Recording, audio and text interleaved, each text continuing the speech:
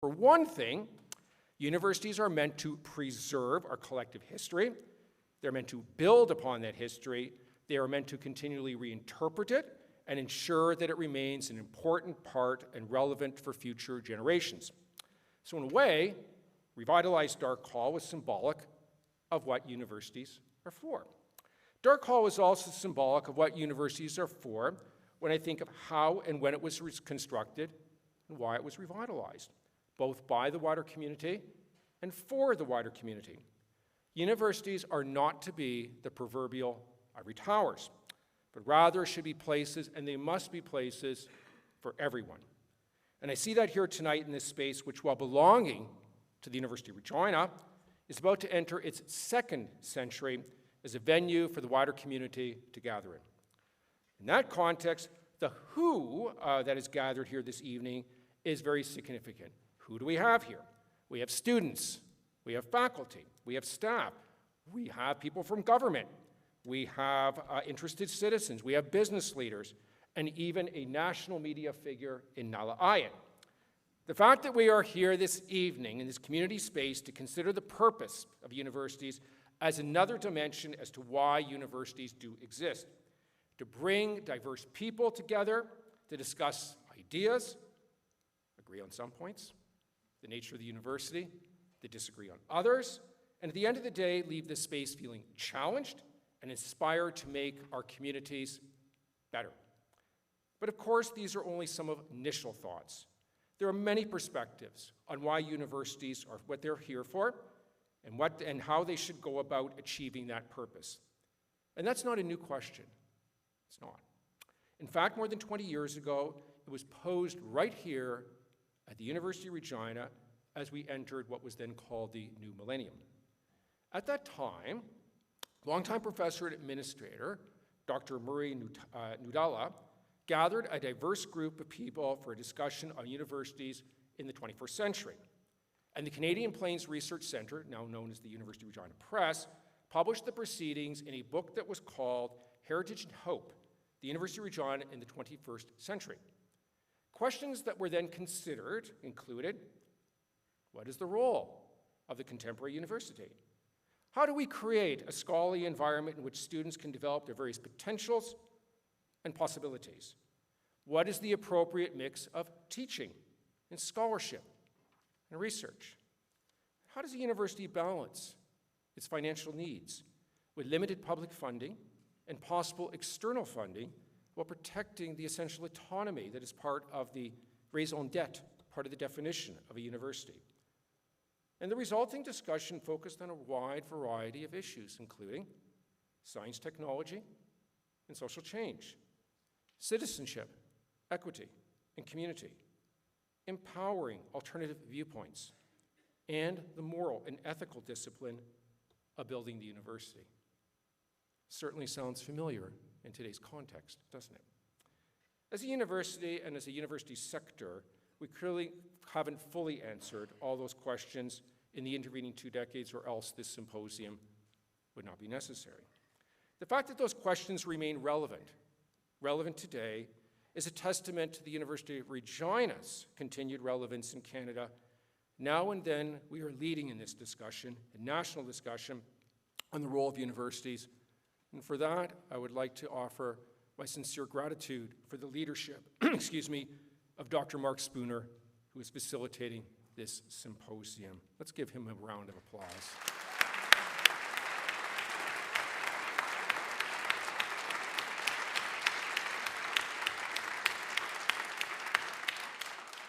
Thank you. In closing, I want to express my appreciation as well to our moderator, to our panelists, our distinguished panelists, and to all those who are participating here tonight and at the symposium in the coming days. Your support for the University of Regina and the university sector as a whole is something we do not take for granted. I hope you enjoy the evening, the many productive discussions, many productive interpretations that it will produce. It is now my pleasure to introduce one of our excellent students, Whitney Blaisdell. Whitney is an award-winning PhD student in the Faculty of Education.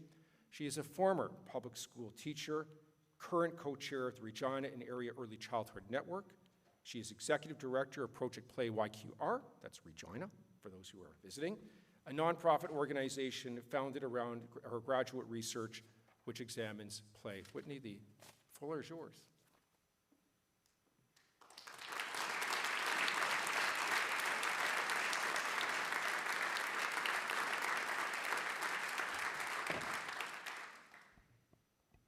Good evening. I have the distinct pleasure of introducing your amazing panelist and moderator this evening. On your far right, you'll meet Dr. Jonathan R. Cole. Dr. Jonathan R. Cole is the multiple award-winning John Mitchell Mason Professor at Columbia and has spent his academic career at Columbia University. Dr. Cole has critiqued peer review in science as an old boys club network of self-reinforcing elites and has examined the role and treatment of women in the scientific community. Several of his published book titles include Fair Science, Women in the Scientific Community, The Research University in a Time of Discontent, The Great American University, Its Rise to Preeminence, Its Indispensable National Role, Why It Must Be Protected, and Who's Afraid of Academic Freedom. Next, sure, you can applaud.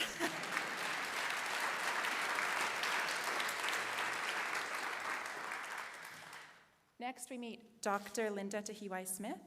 Dr. Linda Tuhiwai Smith is an internationally accomplished scholar and researcher who serves as Distinguished Professor at the University of Awanuiārangi. Dr. Linda Tuhiwai Smith's groundbreaking book, Decolonizing Methodologies, Research and Indigenous Peoples, remains an international bestseller since its publication in 1998, and is a major contribution to research methods in social justice research. Aside from many, many awards, she is honored as a Companion of New Zealand Order of Merit for her services in education and to Maori people, and is named a Fellow of the Royal Society of New Zealand. In 2017, Dr. Linda Tuhiwai Smith received the Prime Minister's Award for Lifetime Achievement in Education.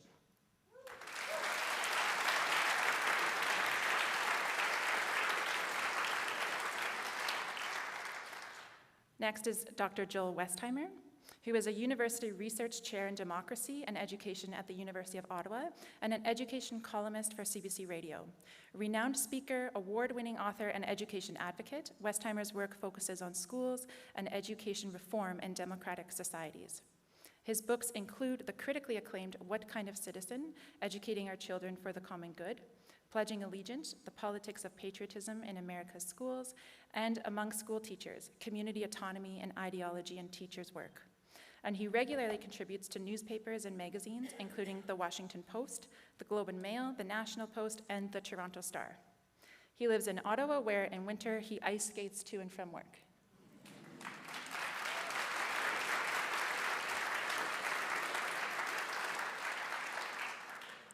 We meet Dr. Malinda Smith. Dr. Malinda Smith is Vice-Provost, Associate Vice President, Research in Equity, Diversity, and Inclusion, and Professor of Political Science at the University of Calgary. She has a research background in political science and criminal justice.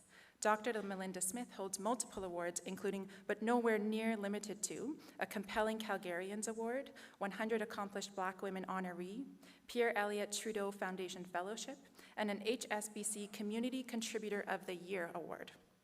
Some of her co-authored and co-edited books include States of Race, Critical Race Feminism for the 21st Century, The Equity Myth, Racialization and Indigeneity at Canadian Universities, and Nuances of Blackness in the Canadian Academy, Teaching, Learning, and Researching While Black.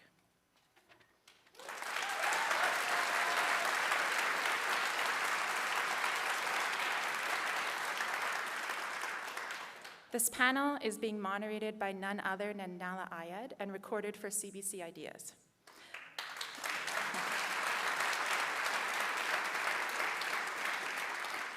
I guess she just needs no introduction. I'm joking. Nala Ayad is the host of CBC Ideas and an award-winning veteran of foreign reporting. She is a graduate of Carleton University's Master of Journalism program and has an interdisciplinary background in philosophy, English, science, and genetics. Among her many awards and distinctions are a Prix Italia, a UK Foreign Press Association Story of the Year Award, a Canadian Association for Journalists Press Photojournalism Award, and a Canadian Association for Journalism Award for Human Rights Reporting. Nala Ayad holds 3 honorary doctorates from Concordia University, the University of Alberta, and the University of Manitoba. Her book, A Thousand Farewells, was a Governor General Literary Award finalist. That's now all.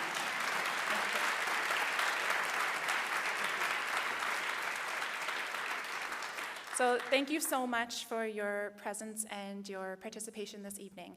After the moderated panel by Nella Ayad, there will be a Q&A where we hope that you will ask questions and participate, as this is such an important part of the symposium that Dr. Merck-Spinner has planned. And then after the Q&A, there will be a reception there'll be a cash bar at the reception, and it's hosted by the University of Regina Alumni Association. So thank you so much again for your presence and participation, and we hope you have a lovely evening. Thank you.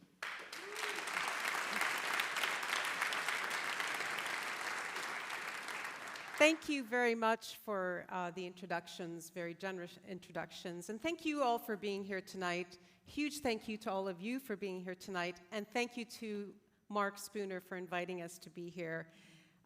It's an honor to be here to have a very important discussion. And when I say we, I do mean we. There's myself, and there's also in the audience Dr. Melissa Gismondi, who is producing this segment for us, and who actually got us on to this, the importance of this conversation with a documentary she did for Ideas back in 2021 called The University Crisis. And the amount of engagement we had after that story was more than any other topic that we've covered at Ideas, which really gave us a sense of how live this conversation is in our homes, on our campuses, on our streets. So we're delighted to be back here today to pick up the conversation and to be with you today to do that. That's as much as you're going to hear from me. This is about the panelists, and after that, as was mentioned, there will be questions afterwards. I'd like to begin with a statement from each of you, please, on the question that we're tackling here today. And Malinda, if you don't mind, I'd love to start with you. The central question of this week, and this particular panel as well, is what are universities for? So let me ask every one of you for a short statement. What is the first thing that comes to your mind when I ask you what universities are for? The first thing. Yes. Thank you for the question, and thank you for inviting me to be part of this panel. I want to acknowledge the people of the Treaty 4 region. The first thing that comes to mind is universities as spaces of imagination and possibilities. And what that has meant over time and space has varied. But it's a place of lifelong learning, a place where we can identify and tackle some of the great problems of our time, great wicked social problems. Given we are in a moment of coming out of a pandemic, a moment of great social transformation and social polarization, that necessarily means thinking through challenges of colonialism, enduring challenges of racism, challenges of racial polarization, economic poverty, and inequality. And I think, so universities are spaces where we tackle these great problems and challenges, and we do so through, for all students of all backgrounds, we do it through teaching and learning, through research and inquiry, artistic inquiry, we do it through fueling ingenuity and creativity, we do it through innovation, trying to enhance the quality of life, trying to enhance the public good, trying to enhance citizenship and belonging. So I think universities have an extraordinary place in our society, in our world, and there's no other institution like them that can meet these challenges of today. Thank you very much, Malinda. We'll jump to Jonathan next. If you can hear me all right? Hear you fine. Thank Perfect. you very much. Thank you. Pleasure to see you all, even if it's via Zoom, which I don't prefer, but here I am. So I would respond to your inquiry in saying basically that there are three basic functions for universities today, and they are the discovery and the dissemination of knowledge, and that includes our first commitment to teaching and to teaching the new generation of our citizens. It is also for producing research discoveries that will change all of our lives. Very many people do not really appreciate the kinds of discoveries that have come from research universities, and I'd be happy to elicit, to produce a whole handful of them if you would like. And then third, I think it's building this, universities are for building citizens with a sense of civic responsibility and the values that we associate with civil societies. A university should also be, and it comes to mind immediately, a place for criticism, a home for criticism of various social practices and of social arrangements. Those who are critics must be protected by the university and by the population of their countries, especially from various forms of political external attacks. It is also a place that should instill in students, as our first speaker said, a desire for lifelong learning and an appreciation for the arts and sciences and issues of morality, ethics, empathy, and those values we associate indeed with civil society. I could go on, but maybe I will leave to later in our conversation some specifics about how the university's role and what it's for has evolved over time since its inception, at least in the United States in 1636 with the founding of Harvard College. Societies have evolved, universities have evolved with them. So what a university is for today is not the same that it was a century ago or 2 centuries ago. And I dare say that it will not be and should not be what it is today, 50 or 70 years from now. I'll leave it at that for now. Thank you very much. And we will be coming back to all of as many of these ideas as we can in the time that we have. So that's just the start. Linda, if I could ask you to tackle the question, what is the first thing that comes to your mind when I ask you what are universities for? Well, firstly, greetings everyone, and let me acknowledge that I'm visiting Treaty 4 territory and the peoples of this land from New Zealand, so I'm a little bit jet-lagged. It depends who asks the question and the tone of voice. If I imagine my mother, she would have said, "And what are universities for?" I think universities have multiple purposes that are layered over the years. And I agree with the previous speakers in terms of the high order aspirations and visions of what universities represent and try to represent. But also know universities have been places where for hundreds of years they were men's places. They were the places of white men. They were the places of imperialism and colonialism. And while I'd like to think that those years have gone, those centuries have passed, one of the interesting things about universities is they're not good at letting go of some ideas. They're not good at letting in necessarily new, noisy, radical ideas. That at one level they are about change, but at another level they're about the status quo. I find them very contradictory institutions. And for me as a native person, a Māori from New Zealand, I've spent my career in universities, at war with the university, enjoying the privilege of the university, and trying to change the university so that it works better for the communities that I come from, and that it includes our knowledge and our language and our people, and that it starts to dismantle some of the knowledge forms and ideas that have framed both the way many disciplines still operate, the language of those disciplines, and the way they have sort of created others, the other, the category of the other. So, yeah, it's a contradictory place. At its best, I had a lot of fun. I had great colleagues, great students, and yes, it was about ideas in the mind. But I've also met really emotionally stunted people in universities because it's not necessarily holistic in the way we educate people. Thank you very much, Linda. Joel, I'm going to experiment a bit here and ask you a slightly different question, but I think your answer will still work.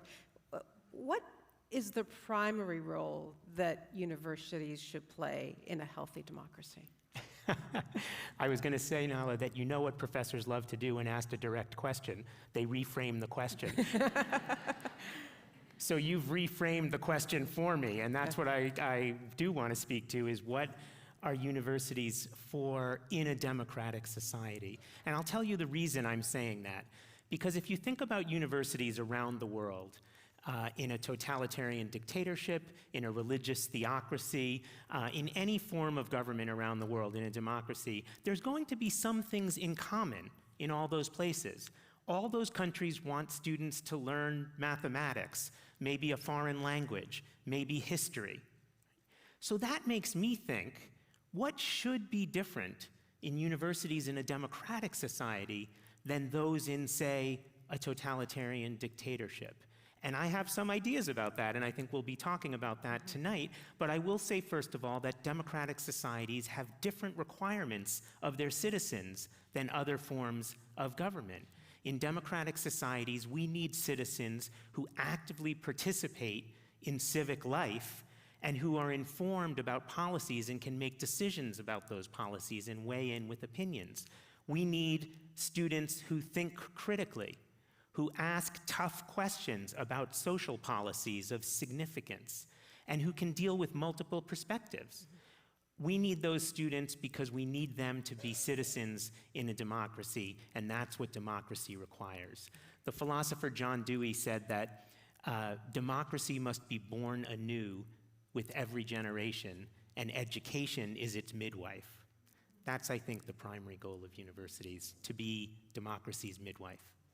I guess the first question that comes to mind listening to you, Joel, but I will put the question to the others, is this ideal of a university promoting and providing this education that allows us to be productive members of a democratic society. How did universities achieve that aim in the past? Malinda. Well, I will begin by saying universities didn't start that way. And in fact, many universities were birthed during colonialism. They were birthed in the context of segregation and apartheid. Women weren't allowed to attend, or they were birthed for a particular religious order. And so I think universities historically and today continue to try to be more inclusive, to spaces for more and more people in order to enable a more robust and inclusive democracy. And so, but that's always, going back to Linda's point, that's always contentious, right? Because it's contradictory. We want to maintain the status quo. We want to conserve and talk about our traditions. On the other hand, those who are trying to change things, transform things, contest the prevailing order. The unruly folks are seen, well, we can get into the language of wokeism, but but they are seen and disparaged. So universities are always contradictory spaces and contested spaces of learning and unlearning, but that's also healthy for democracy. Joel, can you come back to you and just talk about briefly, when it does work, how does it work? What does it look like? I think when it's working, universities look like the free exchange, even when it's contentious, of ideas. We see multiple perspectives being expressed, and we see arguments and debates, because it's important for students and for all of us to know that well-meaning people differ on ideas of significance, right? That we can differ and still move forward with making decisions about self-governance. When we see universities work, we see students engage not only in their academics, but in the community and bringing community life back to their academics and going back and forth. We see students engaging with each other and forming relationships that are meaningful, because community is a large part of what strengthens democratic societies. So I think all of those things are what we see when we see a healthy university. Yeah. Linda, I wonder if you could expand a little bit more on your opening statement. When we look at what universities might have done in the past and are doing today to promote democracy and civic participation, who did that, I guess, ideal version serve? Good question. I mean, the simple, easy answer, those who had power anyway.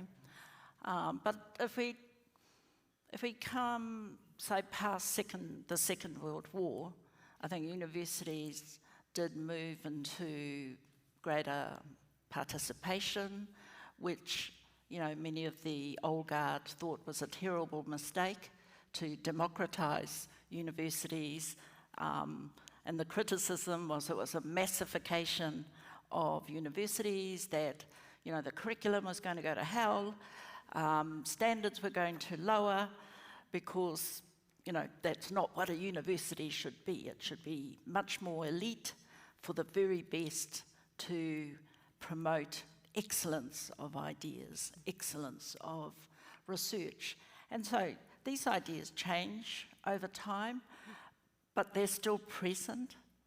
I'm sure those of you at faculty have had arguments about what is excellence.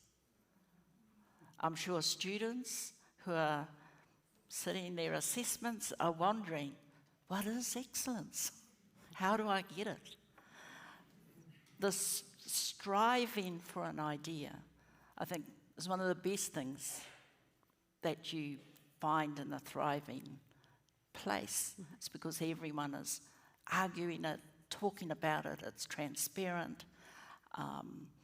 Sometimes those arguments are heated, but contained within rules of argument. There are rules of argument, and what we learn in a university are those rules and codes, as well as the content for arguing, for scholarship, for research. Jonathan, if we accept the notion that universities have a role to play in a democracy and perpetuating democracy, have they kept up? How would you characterize how well they have kept up with the change in today's, let's say, Western democracies? Well, I think strangely enough, they've always been leaders, and they've also simultaneously been followers. I think the leadership comes, frankly, in the areas of research, which is very rarely talked about when we think about American, or I dare say, Canadian universities, and the way in which that research, for example, has been responsible for about 70% of the productivity growth in the United States over the years. But they have not been inclusive, obviously, as we know, in terms of representing the full talents as well as demographics of our population. For example, 1911 or 12, the Harvard freshman class had 26% of its student body who were Jewish. And President Lowell said, we cannot have that. We can't have the hoi polloi mixing up with the Harvard elite. And so he went to the Harvard faculty, and he said, well, I'd like to set a quota of about 6% for Jews. The faculty voted him down. So he went and he helped create the College Board, which produced a test which produced the results he wanted. That is to say, he would have examination questions which would take the form of, what is a universal joint? Now, the Jews from the Lower East Side didn't know what a universal joint was as part of a car, but certainly the kids from the Midwest who were not Jewish had a better chance of getting that answer correctly. And before you knew it, you had 6% of the student body being Jewish, and that was maintained until 1960. When I was a freshman at Columbia College in 1960, there were 2 people of color in my class, 2 out of 600 some odd. Those things have changed gradually with social policies and the will of the colleges, but they still lag behind in many, many ways, especially those who come from economically poor backgrounds who also happen to be people of color. So the university, it seems to me, have got to find new ways of admitting students, be more inclusive rather than exclusive. Why should Columbia pride itself on rejecting 95% of the students who apply? Is that something to be proud of?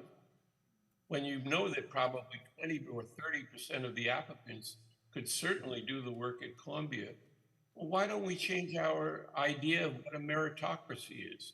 So there's always sort of a forward movement and a lag. And I agree with other panelists who say that universities are fundamentally conservative. Everyone thinks of them as radical places, but they really are fundamentally conservative. And we have to overcome that conservatism. And I think that we're in the middle of another phase of evolution, and then I'll stop, that is going to take us to a different place in 30 or 40 years. Malinda, universities are fundamentally conservative. You know, they are. Universities, there's this great mythology out there that universities are liberals or professors are liberals. Yes, some of them are.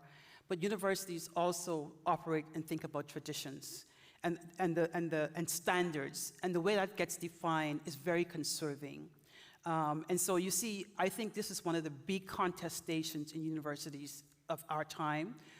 My co-authors and I, we discussed it in the equity myth, the idea that university professors are liberal, and yet institutions remain fundamentally, at least the professoriate and leadership remain fundamentally white.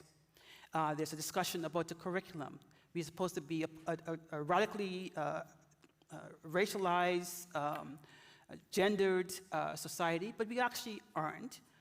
There's gatekeeping and exclusionary practices to ensure there is little change. That's about conserving the status quo in terms of entry, in terms of the idea of what constitutes the meritocracy, in terms of ideas of what constitutes the curriculum.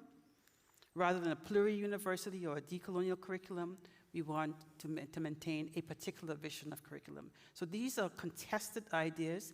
I think our universities, the free inquiry, autonomy, are needed more now than at any point in decades to contest those who would limit our ability to have a more equitable, diverse, and inclusive and decolonial campus, curriculum, and research agenda as well. So no, universities aren't radical and they aren't liberal.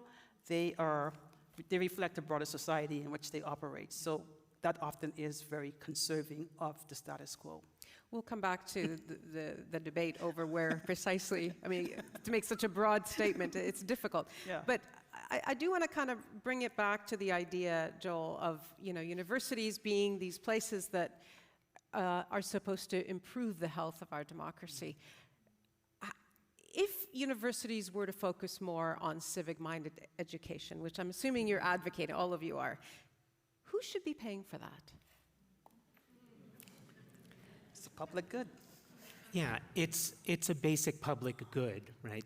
First of all, even broader than that, the idea, we've reframed universities now, I'm sure we'll talk about this, as job training institutions. Yes. And that's a very individualized view of the function of a university. It's an emaciated view of the historic ideal of a university. Sure, there's no one who doesn't want kids to be able to find meaningful work after university, but that's just where it begins. Mm-hmm. Universities have a role to play towards the public good because it's not just that each of us wants an education, we all have a stake in living in an educated society.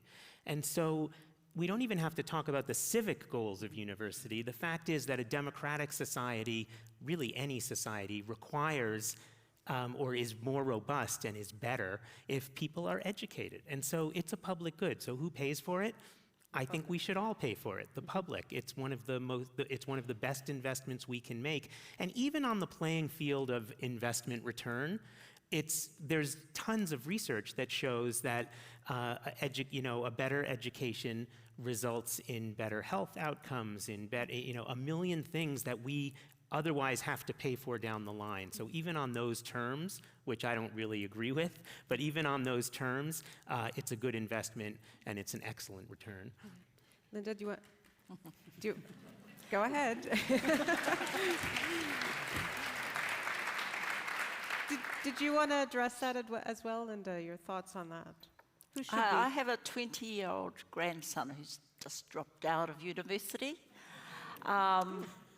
Disengaged from university, has come to live with us as grandparents while we carefully, sensitively try and help him reset what he wants to do. He doesn't really believe in the university in the way that we did. He doesn't find anything exciting. And when we talked about a career and a job, he's not afraid of hard work. He will work hard. But he doesn't see at the moment that the university is a pathway to that. So it's kind of interesting for us because his grandfather and I are both academics. His great-grandfather is also a scholar.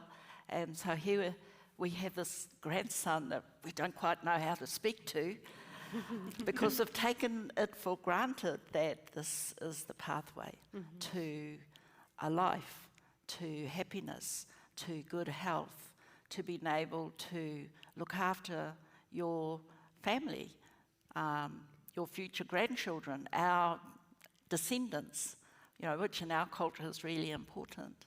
So he's not buying into any of that at the moment, which is an interesting challenge, I think. And I know it's not just my grandson. I think there's a generation who are in their 20s, who've just come through COVID, who maybe are not sold on the idea of a university. Yeah, we got a bit of that feedback as well with the documentary that Melissa did, and I wanted to read actually one of the comments, not to sort of pile on in this idea, but I think it's worthy of discussion. This one person wrote in saying, we do our kids a huge disservice by pushing them to go to university when it won't improve their employability. And he goes on to say, people with degrees are a dime a dozen these days. Jonathan, what goes through your mind when you hear that kind of commentary, by the way, from someone who actually did attend university and got a degree? Well, I just think that that's misinformation, unfortunately. The facts are very clear, and studies have shown, and I'm not talking about just any studies, good, reputable, peer-reviewed studies have shown that there is a very significant payoff to a college degree. Over a lifetime, probably $1 million in excess of those who don't complete college. So in a purely monetary sense, there is a payoff, but I think that the payoff also has to be viewed in other terms, and we have to get our students to realize that they should pursue their passions, and that their actual passions, as developed, lead to good jobs. There are data from the American Academy of Arts and Sciences on the humanities, for example, which supposedly are going through a dreadful time. Well, it turns out that they're not as dreadful as one might think. First of all, the jobs that majors in humanities, and we shouldn't really be talking about majors, but people who take humanities courses, but nonetheless, the jobs they get are less than engineers, but after 10 years, that gap is closed, and the satisfaction with their lives is every bit as high as in any other field, any other domain. So I think that one of the things we have to do is educate the public. And the problem that we have is universities are very bad ambassadors for themselves. And they almost pride themselves at never advertising themselves. And I don't mean at football games, I mean, in the way in which they are needed to achieve certain kinds of ends. If you look in the United States, and of course, I'm sorry that I'm not as well versed in Canada, and I am more actually in European universities, but in the United States today, I mean, young people are grappling with and are interested in global climate change. They are interested in the women's right to control their own bodies as it relates to their own health and other health-related issues. Obviously, abortion is one of them. There are a slew of the inequality of wealth, for example, and how to tackle that, and the consequences of inequality of wealth, and the prejudices and discrimination that still exist for segments of our population, particularly the people of color. Yes. We have to, I know you want, I will stop in 1 second, but we have to, that's what education is for. It's to educate a new generation of people who will understand these issues better and who can also convey them to other people in the public. Malinda, you wanted to,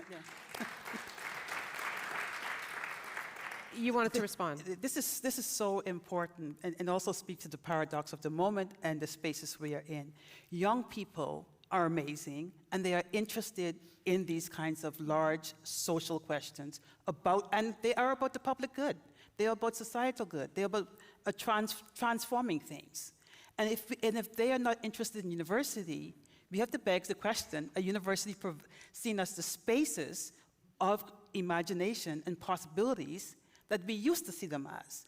And so my view is, if we are talking about more and more narrow kinds of things, that's not going to attract the breadth and diversity of young people that we need to actually fuel the kind of ingenuity and the creativity and the innovation that's necessary. So we need to be able to captivate the imaginations of young people.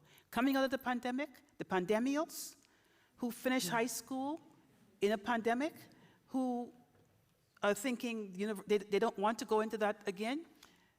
We need to step up in terms of making the universities a more attractive place for more people. But there's an upside to it that we also don't emphasize.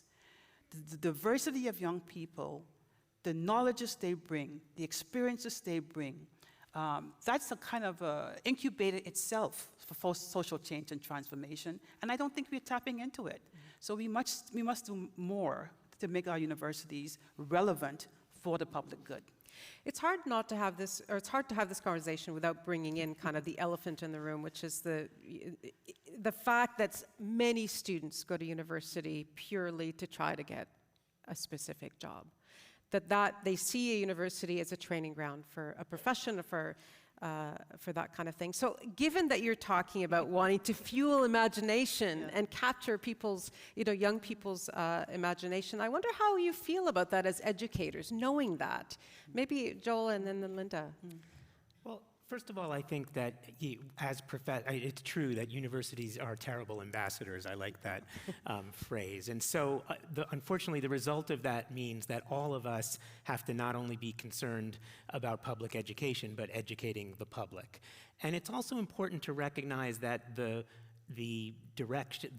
what you just raised is that, a lot of kids want to go just to train for their career, just to get the skills they need. But that's a two-way street.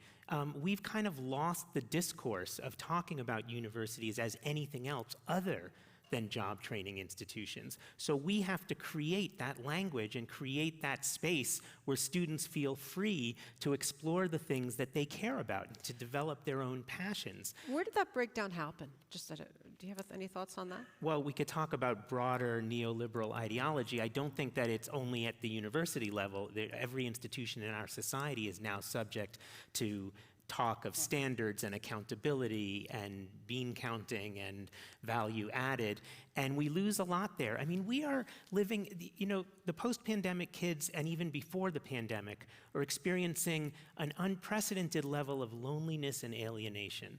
And so I don't think there's anything more important than bringing young people into a community of ideas and of creative expression where they can become the best version of themselves. And that's the language that we need to get out there so that students understand what universities can be about for them, in addition to preparing them to find meaningful work. Linda. I think we have a big problem with undergraduate education. I think it's a sausage machine, which is disciplining in particular ways, funneling in particular ways, and the idea of a good Bachelor of Arts or a liberal education at that undergraduate level is kind of been diminished. And the issues that young people are concerned about, they're not being taught that in their undergraduate curriculum often. They're being taught old crap. It's like, you've got to learn this before you learn that. You've got to learn to do this before you're allowed to do that. And I think both pedagogically and in our curriculum, we have not been ahead of where our students are. We are behind where the generation currently is. We haven't anticipated them. We haven't prepared for their aspirations. We keep telling them this is the way that you will eventually learn, and you will do it in a sequence, and you will do level 100 things first. And they want to do level 100, 300, 200, and a couple of things over there on the side.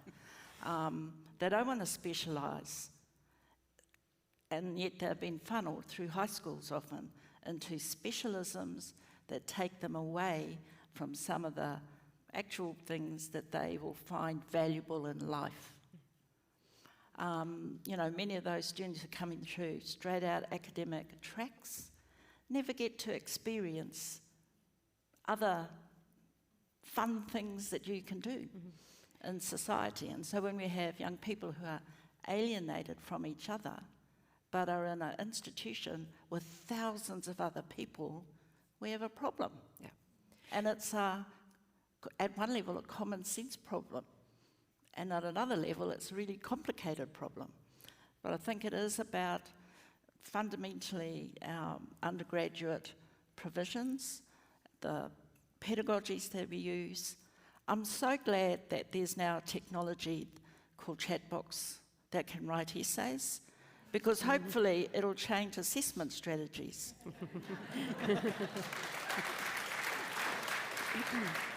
And it'll encourage other forms of dialogue in classrooms, and it'll stop classrooms having 600 students in them. Yeah. So, I think we do need to rethink some of the foundational curriculum that might have served my generation well, but I'm not sure if it's going to serve the next generation well. We don't have a student on this panel because this is this kind of discussion, but I know there are students out there who will stand up and ask questions later, so we're counting on you to come and continue the discussion from your perspective. But I am curious, kind of to follow up on what Linda said, what students are telling you they need from a university education? What are you hearing from the students that come to you looking for, hey, this isn't working for me? What are they saying? Maybe Jonathan and whoever else wants to tackle the question. Well, I think they are so funneled into, their various niches that they say rather little. They're just waiting to get into the next, the next level. I think that to follow on Linda's very good point, I think there are a number of things that are evolving in universities that we need to extend. First of all, an education without borders. We have organized our universities by disciplines and digging deeply into disciplines. And there was a time for that, and there was an extremely important period where the depth of our knowledge was needed and it was extremely constructive. But now it's become a constraint. It's a fetter on what people actually learn. And we don't allow students or faculty, for the most part, to roam the university and to use all of its assets. So that's one thing that I think we should do. The second thing that I think we need to do is we have to get rid of the current idea and definition of meritocracy. Meritocracy is essentially today being able to score well on SAT exams that will turn you into a Wall Street lawyer. And that is a form of intelligence. There is no question that the people who score well on those tests will do well in society at a certain level. But it excludes so many people with so much talent that are not being attracted to the university, who are not being listened to, who are being misdefined as lacking creativity and lacking ability, that we have to turn to another metric, a new way of thinking about admissions and encouragement of undergraduates, even if they wind up in graduate school by the time they finish their 4 years as undergraduates. Joel, you wanted to pick up on that? Yeah, you know, we already brought up one elephant in the room. I would like to squeeze another elephant in. I think by the end of the evening, we're going to have a menagerie of elephants. But the elephant I want to talk about is funding. Yeah. Because you asked, what do students want? Mm-hmm. And the problem is that students don't have the space to want other things other than to get in, get out quickly, and get a job. And the reason is because they're saddled with enormous amount of debt when they leave university, and many cannot even afford to go to university in the first place. I have a radically increased number of students who are working full-time while they're in school. Okay, just to make ends meet. Just to make ends meet. Yeah. That's not a university education. So the funding issue, I think, is it kind of lulls over all of this and prevents students from being able to tell us what they want or even to know what they want because this is so claustrophobic for them. Malinda. Yeah, I think when funding is huge, along with the fees, along with debt and concern about debt, and then also in terms of employability. So these things, the combination of these things, I think, constrain the imagination and possibilities about what people want to do.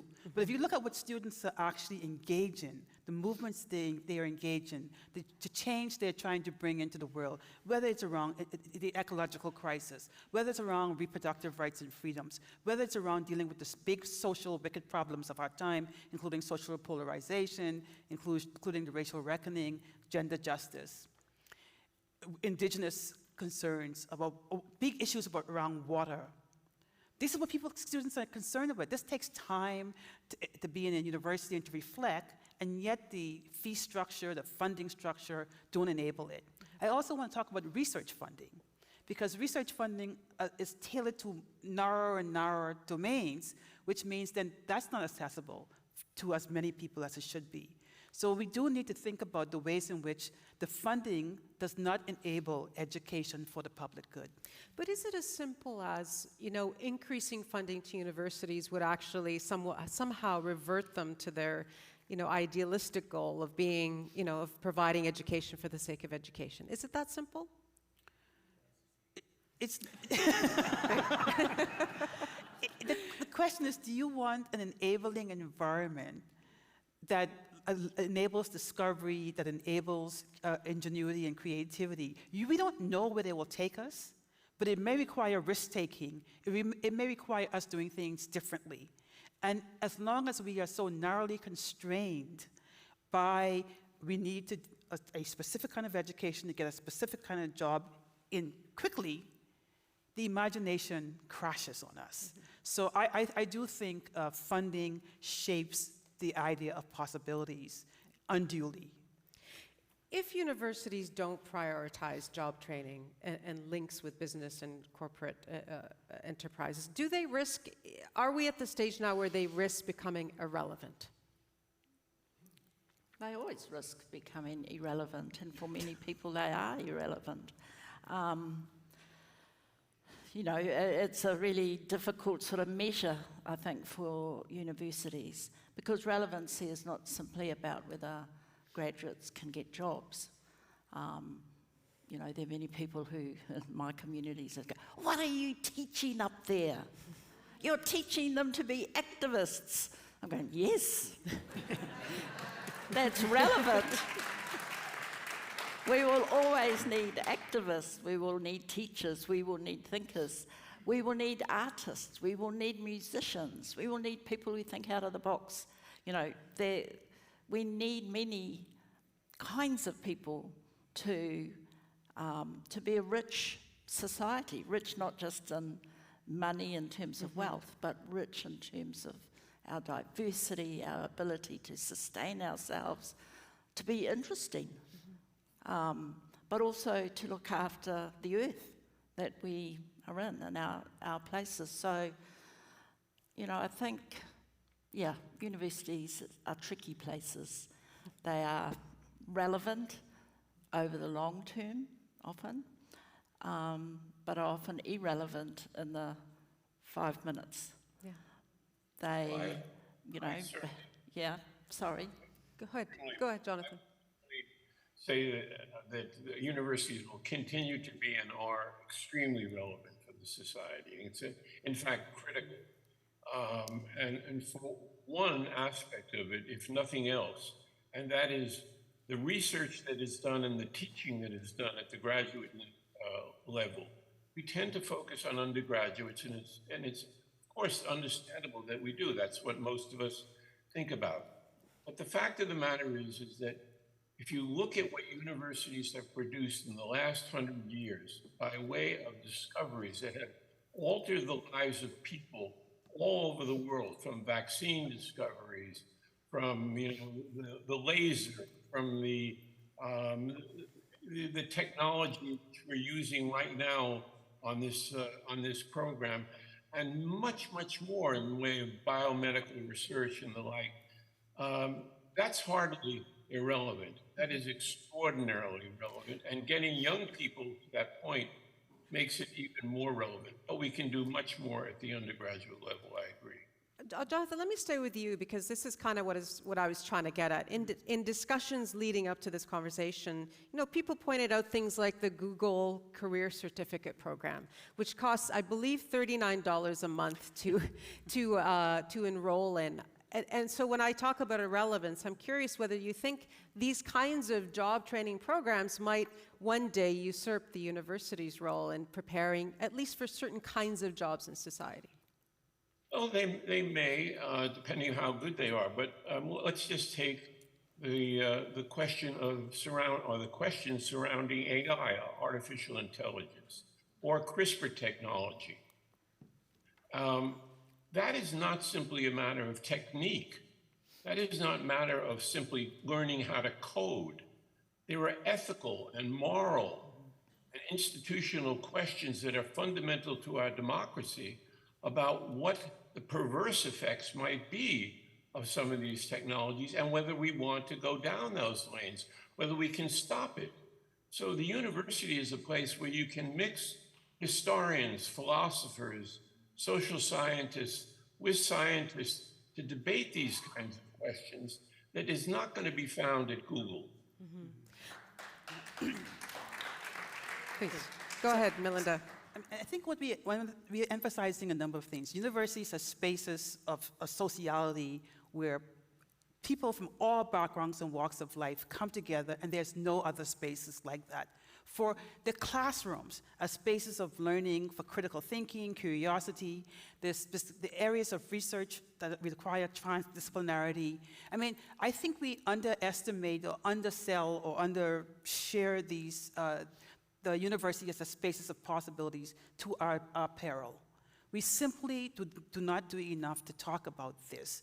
And so it's not just about training for a job. It's training to be better human beings, training to be better parents and friends, training to be better citizens. But the very democracies that enable our universities require us to have this kind of critical thinking, curiosity. But also, if you think about some of the challenges of misinformation, anti-science, vaccine denial. These kinds of issues require an educated citizenry who have the ability and the skills to raise questions about questionable kinds of things. And universities are the places where this kind of education happens. So Can I just add Yeah, one please. quick thing, is that all of that makes a ton of sense. And some of the places where that happens, and I'm sure all of us have had these experiences in our own university experiences, is not actually in the particular classes. So you would lose this with a Google education, because much of our education takes place in the in-between spaces, during breaks in class, during all-night discussions about philosophy or science or anything else. And that type of education is the kind of education that binds us to one another, that increases our sociality, as you said. So in an environment where it appears as though there's more focus on job training, this is a very broad question, but I'm looking for any sense of a practical answer, which is, how can universities strike a balance between being a place that can provide job training, but also providing an education for all these other wonderful reasons that all of you have brought up? So The remarkable thing about all of this is all of us with education have some employment. And there is no direct correlation between the education we have necessarily and the kind of employment we have, or the changes we have made over time and space. So one of the challenges we face is, yes, education is for the public good, and part of the public good is making sure that people have good income, good jobs, but that adaptability and curiosity and flexibility also means that if they have to change jobs, they're adaptable and able to do so. So I think what we are resisting is not that universities don't enable people to get jobs and good paying jobs, to reduce poverty and inequality, and to enable social mobility. What we are resisting is the idea that there's a direct correlation between this education and that job, and that's going to be enough over a lifetime. So I think that the more and more narrow push of funders or governments of the day towards this or this type of university misunderstands what they think they understand, what the economy needs, what society needs, what ingenuity needs. But that's only in a moment. We don't know what 10 years. We want the job for the future. That requires us to be adaptable. You want the job for tomorrow. What does that look like? And they're asking us for the job for, the next day. And so I think, so I do think jobs are important. Good jobs, good paying jobs are important, but not the narrow correlation that is drawn at the moment. But how do you? I'll come to you in a minute, Jonathan. I'll go to Joel and then Linda and then Jonathan, if that's okay. Thank you. I just want to add to that the university's role as job training, and the word training is very important there. Universities have always had the role of giving students the knowledge, skills, and attitudes they need to succeed in the workplace in various forms, in various jobs. Training was the purview of the business. They pay you while they're training you for their specific job, and that's what corporations did. They have done a magical act to their benefit of downloading all of that training onto the university. And not only does that benefit them, but it makes no sense to the student because of exactly what you said, that they might be in a different job later on, right? And they should expect and have the right to be trained by that job. So the fact that we're saddled with this idea of job training is the problem in the first place. Right.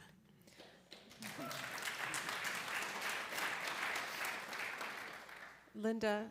Well, I think it's important for universities to protect the role of humanities, social sciences, those fields and disciplines that actually don't necessarily, or people don't see a job at the end of that particular major or that particular subject. But in the long run, over time, graduates out of those programs end up all over the place. And I don't know what you graduated in or what you graduated in, but many of my colleagues have moved over time over many different fields that We're way beyond where we might have done our PhDs. I graduated in electrical engineering and computer science. So there we go. It was a well-kept secret until now. Yeah, and Yep.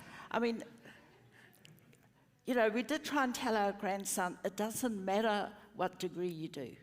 We don't worry. He was on an engineering path, but he loves cooking. He loves reading. He loves history. But that's not what a secondary school prepared him for. Yeah. They prepared him for maths and physics, which he's good at, but that's not his passion. And so he's kind of trapped having to restart into something new. To me, universities have very powerful professional schools that are often seen as the engine room of the university, that drive income because they also attract research funding.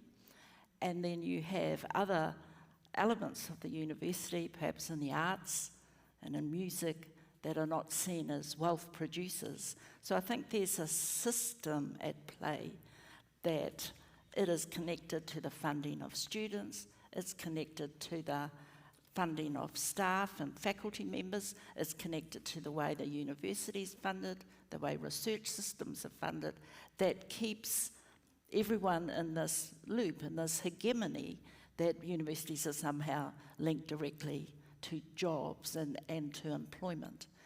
And yet, you know, that's a particular kind of system. It works some of the time in that instrumental way.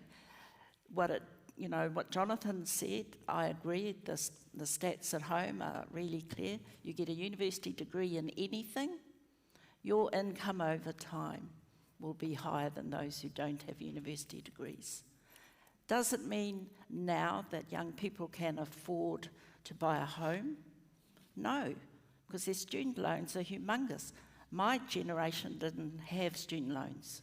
So there's a whole lot of inequities in the system that I think make it really challenging for this generation and the next 2 generations, I think, coming through. Thank you, Jonathan. Please go ahead and before we move on to another part of the discussion. Yeah, I'll be brief. I want to build on what Linda has just said. First of all, I would say that universities do prepare people for jobs. That is to say, that's the nature of professional schools.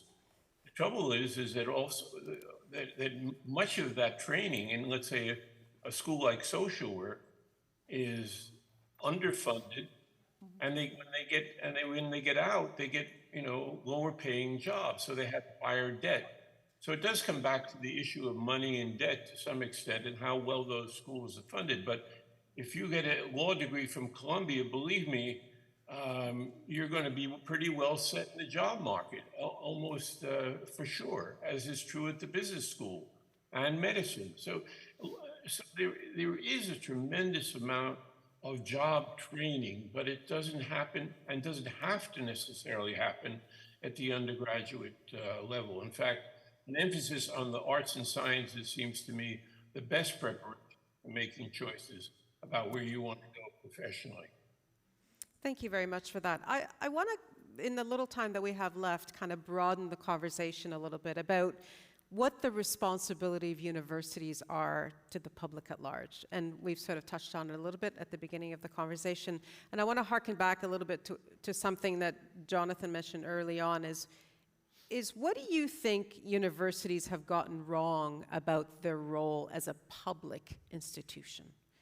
Malinda, I thought maybe you could tackle that. We forgot the public. So, I think we are part of the societies and communities in which we live. We are members of the communities, and the communities expect their children and grandchildren to come to these institutions. I think now you see universities returning to this idea of more community engagement, more service learning to try to connect the community. But we're having to do it in a structured way because we were disconnected. We forgot the civic purpose of education. So I actually think we need, and I would also say, paradoxically, we were cutting or disappearing the very programs that connected us to this idea of the public civic engagement, university, whether the social sciences and humanities, the creative arts, creative inquiry. So if this connects to the prior question about the kind of technical professionalization of the university at the expense of this larger piece. So we are connected to industries and the professions, terrific. We now are just trying to reconnect in a much more meaningful way to the communities we are with. And I think that's actually a good thing. But that the university also, I'll just make this point quickly here, we are in the midst of a great social transformation, great polarization. I mean, that's another elephant in the room, great polarization. We don't just see it in the United States, we see it in Canada. The very disciplines that enable us to tackle these great wicked social problems are the ones that are under the most duress. The liberal arts. The liberal arts. Meaning then, we are diminishing our capacity to respond to one of the greatest social challenges we face, social polarization, the need for pluralism in a way, how do we live well together? So I think connecting to communities will help us with this, will refocus the attention of institutions, but it's long overdue and we have a lot of work to do. It is a very tough looking landscape out there. There is the polarization, there's the climate crisis, misinformation, disinformation, populist threats to democracy. So how, can we talk about what practically that looks like, how a university can help in, I don't know, at least making the conversations possible? Yeah, we solve these problems. I think one of the trends needs to be the opposite of where we're going. And of course, public education has to be about education for the public good. Right?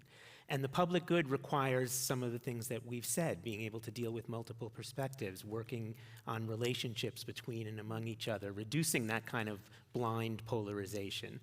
But for that to happen, classrooms, in the practical sense, which is what you asked, classrooms have to brim with the passion and creativity that we want to see in the society. But the reason we've gone in the opposite direction is because we're obsessed with standards and accountability.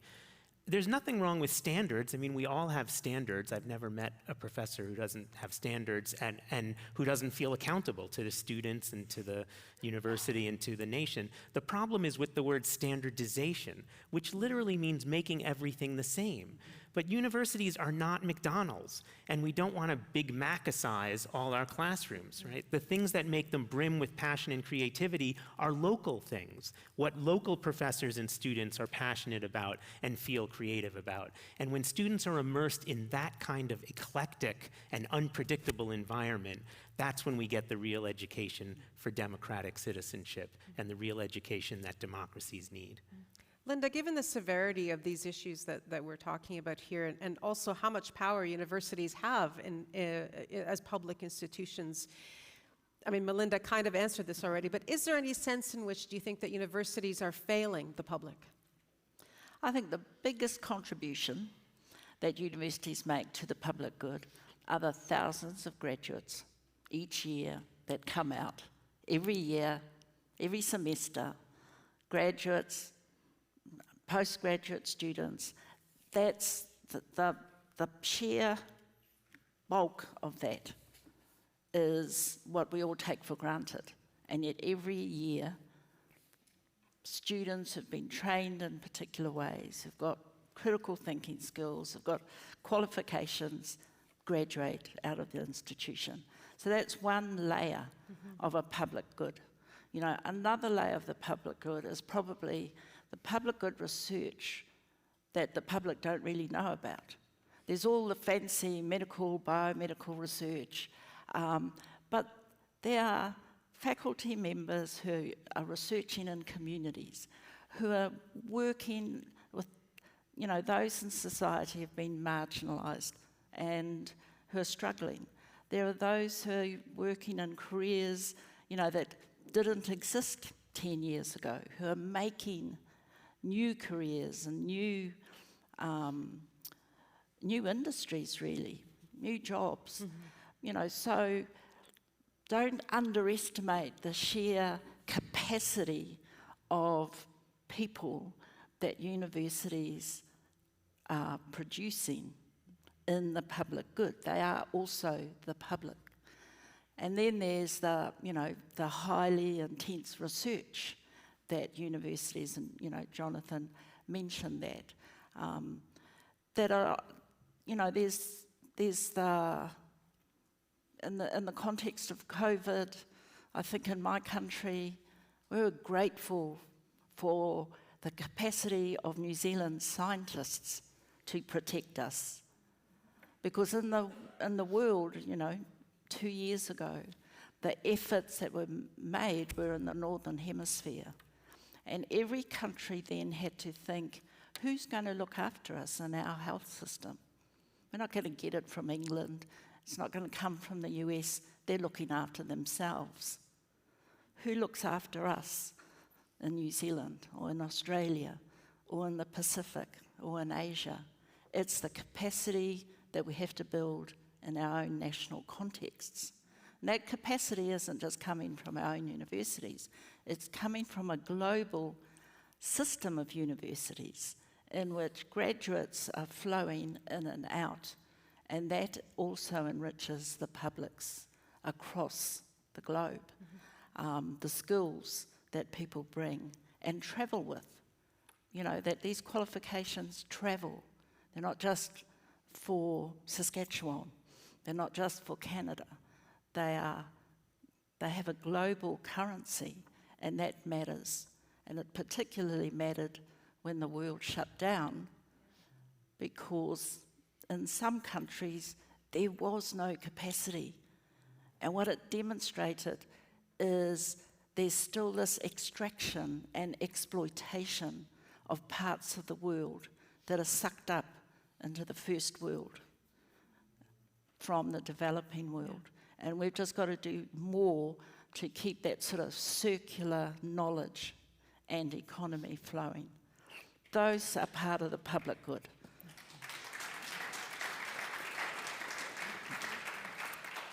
Thank you for that. Jonathan, do you want to add something before we move on?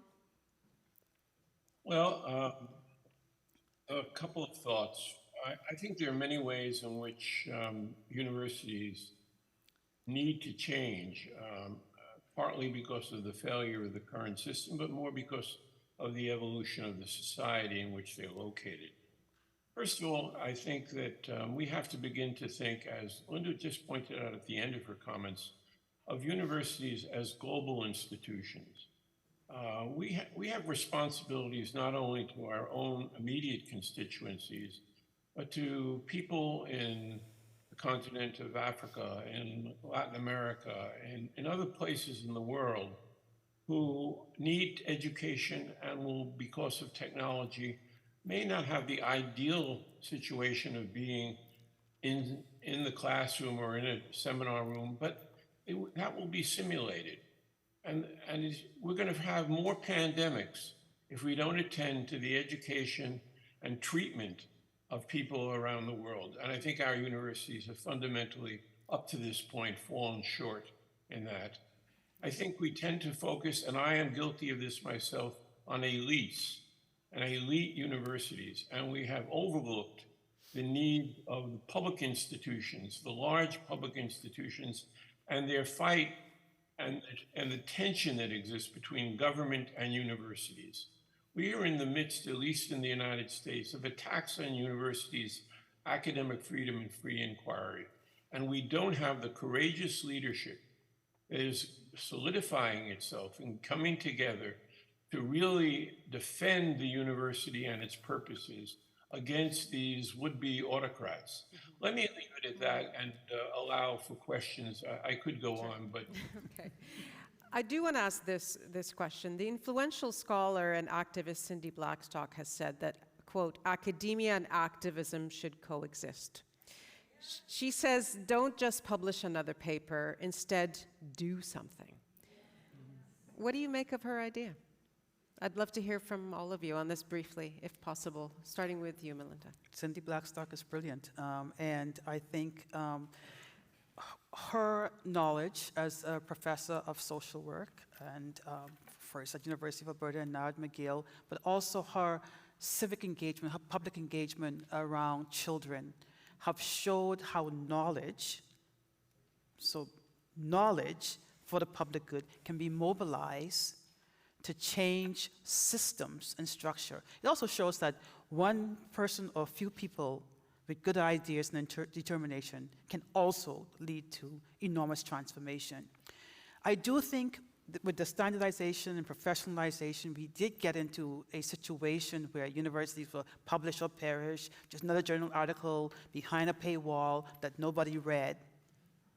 And yet there's now a democratization of publishing, open access publishing, but it's also, what is the purpose of this? What is the good of this? What does it change? How does it enable change and transformation? And so I agree that our knowledge must be mobilized for the public good, which is what Cindy is suggesting, but we have to also be producing citizens who are actively involved, not just in being good workers and making large amounts of money, but also in volunteerism, also in social change, also in creating a better society. We need to get them voting, we need to get them participating in civic life. And that, I think, is what a good public education should allow. I would also make another point quickly, is that it's not just about education. When we defend the public good, we're also defending public hospitals. We're also defending Social Security. We're also defending the whole infrastructure that is under duress. So this is really important. I think that that's an article that has sparked a lot of conversation and change, and it needs to. Academia and activism coexisting. I mean, how did activism get to be this bad word? Being active in gym class was a good thing. And being active anywhere is seen as a good thing. We turn it into a noun and suddenly it's this evil thing. Activism is about being active and being engaged. But I will say something from my particular perspective of universities in the service of democracy, is that along with the bad word of activism, we seem to have created this other bad word, which is political.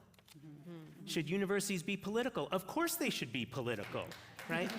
I mean, politics is the domain in which we are active, and politics are the way we come together to work out our differences. This political has become a bad word, but Bernard Crick, in his book In Defense of Politics, said that politics is the way people in a democratic society come together to work out their differences and move forward towards policy. We have to have students educated in the fact that being active is important, being political is important, and that their academic curriculum is tied to community and civic engagement.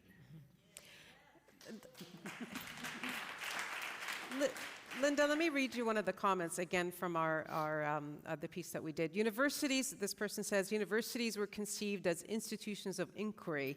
Today they've become institutions of progressive advocacy. How do you address that statement? Well, I would deconstruct it. But not in an academic article. No. I kind of agree and disagree, really, with the statement. I think it's hard to make, that kind of statement about the university when we've just finished saying that it's conservative and, supports the status quo. They're not necessarily the homes of progressive ideas in all spaces, nor do they necessarily produce activists in all areas.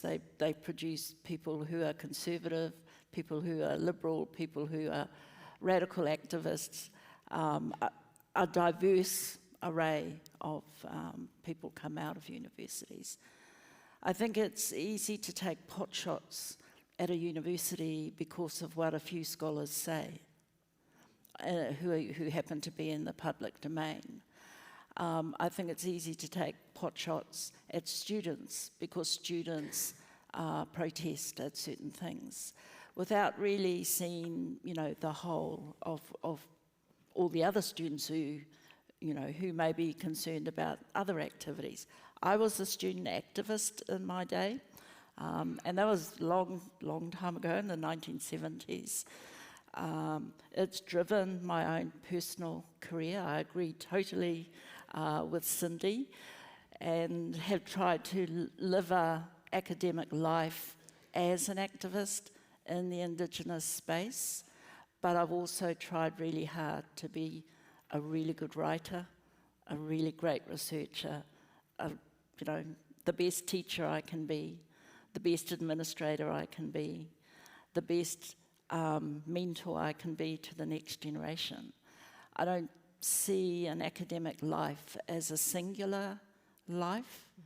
I see it as a very privileged life where we get to reinvent and invent ourselves all the time, and to travel across the world of ideas and thoughts, and to be able to think about things. I mean, I sit in airplanes and think, and then my daughter says, "What do you do?"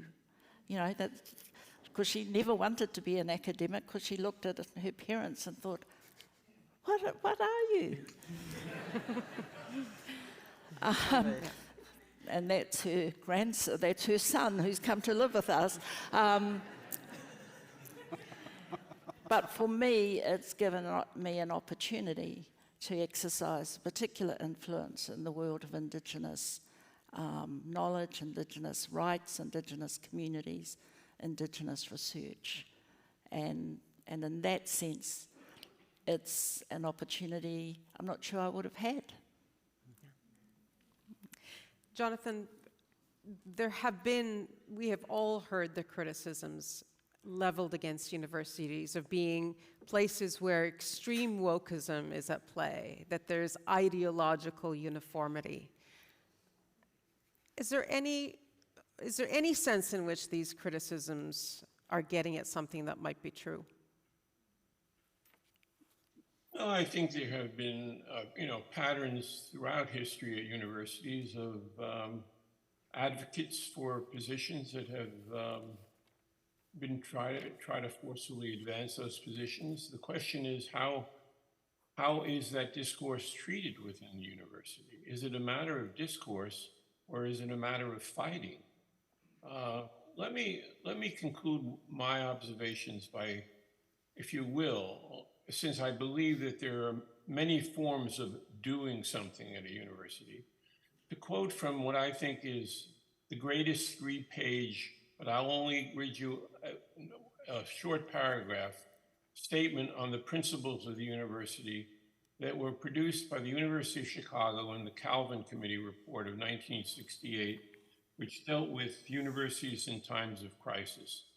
And I hope that people will actually Google this, use Google, and look this up if they haven't seen it before.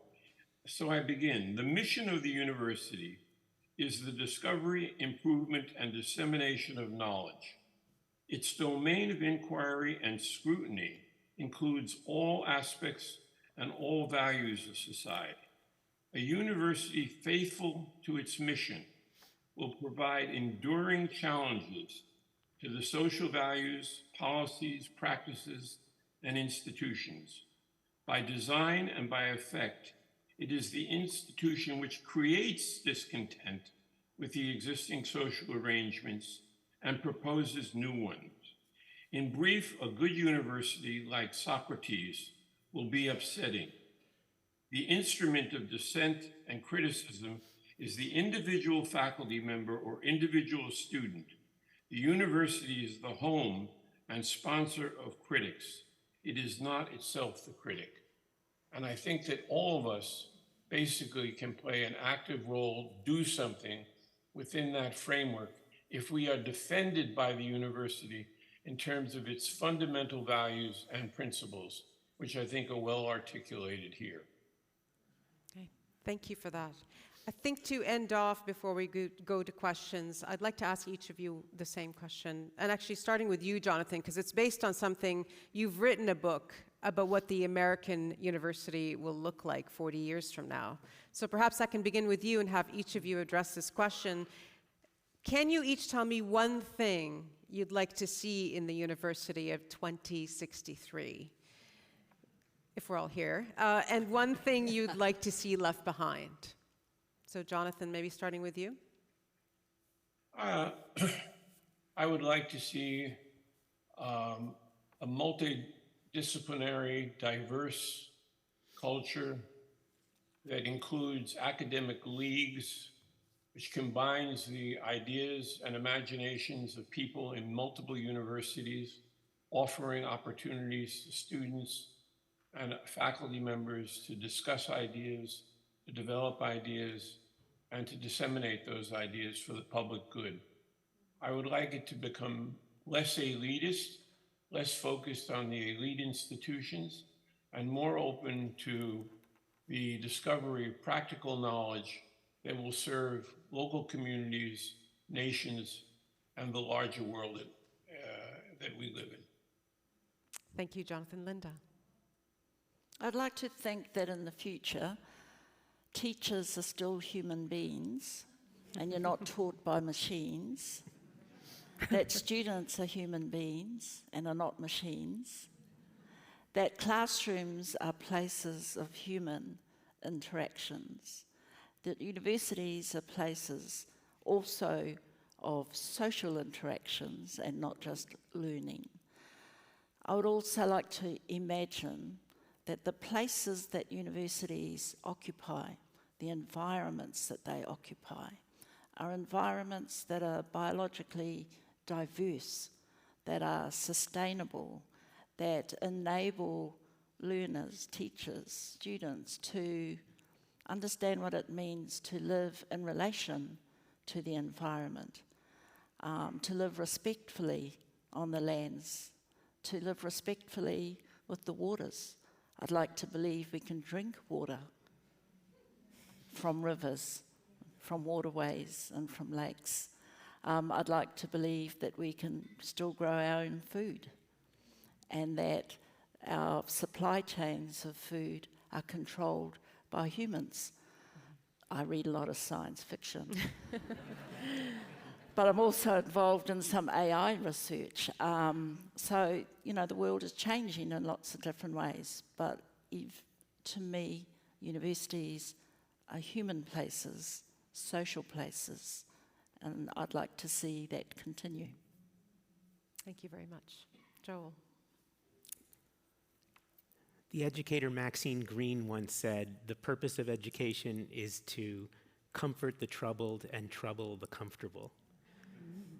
And I think that's a wonderful sort of guiding schema for what I'd like to see in universities in the future. Of course, they have to be places where we comfort the troubled, where we welcome a diverse student body, where we keep them free from bullying, where they're allowed to make mistakes and fail and still have productive educations. But if we stop there, that's not enough. I think that we also need to teach students that there are problems in the world. We need to trouble the comfortable and tell them that not only are there problems in the world, but that they are the ones charged with participating in the idea of finding solutions to those problems. Perfect. Thank you very much. And Malinda? The future-focused university. I think I would, 40 years from now, I would like for the university, no surprise to many in the room, to be more equitable, to be more diverse, inclusive, and decolonial space. So we have I also want to think of, rather than a university, think of a pluri-university, which is to say our societies are characterized by hyperdiversity. Diversity of people, but also of ideas. They're from different parts of the world.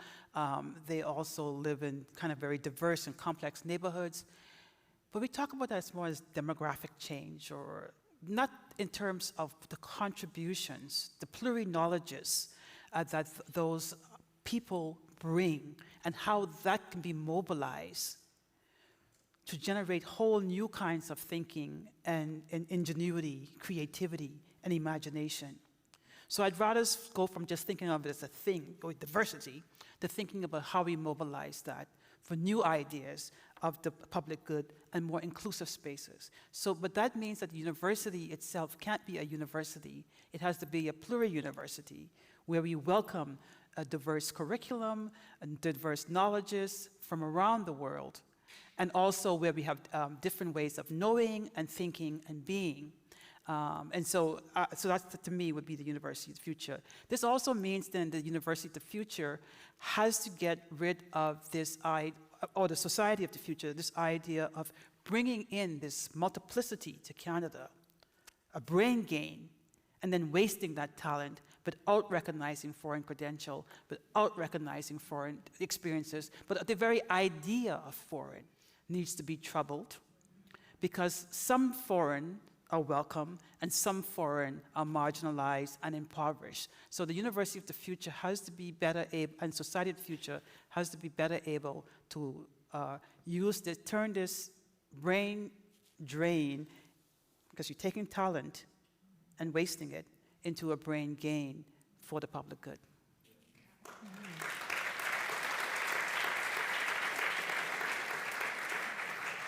We've only just scratched the surface. I've learned so much. Thank you so much to each and every one of you for answering my questions. Now it's your turn. We have 2 microphones. One's over here, one's there. We ask that you keep your questions as short as possible, please, so we can get to as many of them as possible. So, especially the students out there, if you have a question, please line up at the microphone. And if not, I'll just keep asking my own. Okay, I think we have one right here. Yeah. Thank you. Yes. Please go ahead. Thank you so very much for being here. I'm a late grad. I'm going to be 70 years old in July, and I graduated at 53. I'm one of those social workers who ended up working in CBOs. My question is scribbled here. Someone talked about people following their passion. What role should universities be playing in communities where systemic racism and poverty and addiction play with the lives of the young people every day? Everyone in the community, including mature adults. Too many young people who are brilliant and who love learning can never even imagine themselves as a substantial, meaningful addition to the university culture or to their community culture.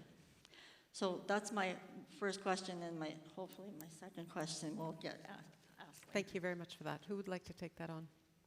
Malinda. Thanks. I mean, I do think this question is so important and timely. We apparently came out of a moment of racial reckoning in 2020 after the death of George Floyd, but there were many instances in Canada like that. When I started in Calgary, I had the privilege of chairing 3 days of public hearing on racism. And one of the things that stays with me now is how many young people talked about being pushed out, talked about being policed, under surveillance, questioned, challenged, everything from what they said, how they sounded, to what they dressed like. That, to me, is also part of this critique I'm talking about, of wasted talent. So systemic racism is a thing, yet we see denial, including from politicians, who characterize any effort to ameliorate racism as wokeism, which I think is nonsense on stilts, by the way. Sorry, that's Jeremy Bentham, I should cite back. But so if we want these young people to be passionate about their lives and livelihood and contributing to the public good and imagining a world otherwise than one characterized by poverty and inequality and water we can't drink, we actually must attend to these great social wicked problems, which is why the liberal arts, humanities, social sciences are necessary now more than ever, and yet we are underfunding them in institutions. So these are real problems which must be addressed for the future of humanity. Thank you very much. Thank you for the question. We're going to alternate the 2 sides, and Okay. I think I see someone standing there. Yes, thank you.